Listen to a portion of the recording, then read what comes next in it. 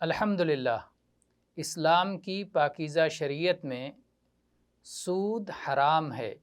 اللہ تعالیٰ نے قرآن مجید میں ارشاد فرمایا، الذین یأکلون الربا لا یقومون الا کما یقوم الذی یتخبطہ الشیطان من المس ذلک بأنہم قالوا انما البیع مثل الربا وأحل اللہ البیع وحرم الربا فمن جاءه موعظة من ربه فانتهى فله ما سلف وأمره إلى الله ومن عاد فأولئك أصحاب النار هم فيها خالدون يمحق الله الربا ويربي الصدقات۔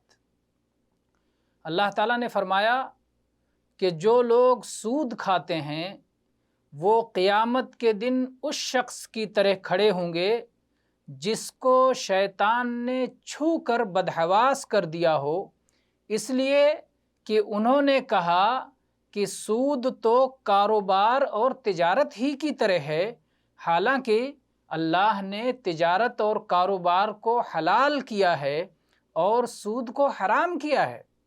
یعنی یہ دونوں ایک کیسے ہو سکتے ہیں؟ اللہ نے ایک کو حلال کیا ہے اور ایک کو حرام کیا ہے۔ جس شخص کے پاس اس کے رب کی جانب سے نصیحت آ گئی اور وہ سود خوری سے باز آ گیا تو جو کچھ وہ پہلے سود لے چکا ہے وہ اسی کے لیے ہے، یعنی اللہ نے اسے معاف کر دیا اور اس کا معاملہ اللہ کے سپرد ہے۔ اور جو اس حکم کے آ جانے کے بعد، یعنی سود کی حرمت کا اعلان ہو جانے کے بعد اور علم ہو جانے کے بعد جو شخص دوبارہ سودی معاملہ کرے گا تو یہی وہ لوگ ہیں کہ جو جہنم میں جائیں گے اور اس میں ہمیشہ ہمیش رہیں گے۔ اللہ تعالیٰ سود کو مٹاتا ہے اور صدقات کو بڑھاتا ہے۔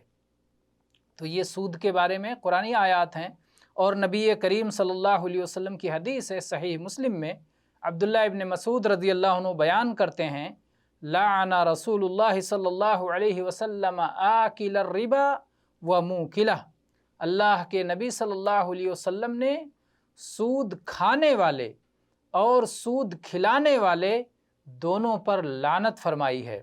اور سنن ترمذی میں دو لوگوں کا مزید ذکر ہے، وشاہدیہ وکاتبہ، سودی لین دین کے دونوں گواہوں اور لکھنے والے پر بھی لعنت ہے۔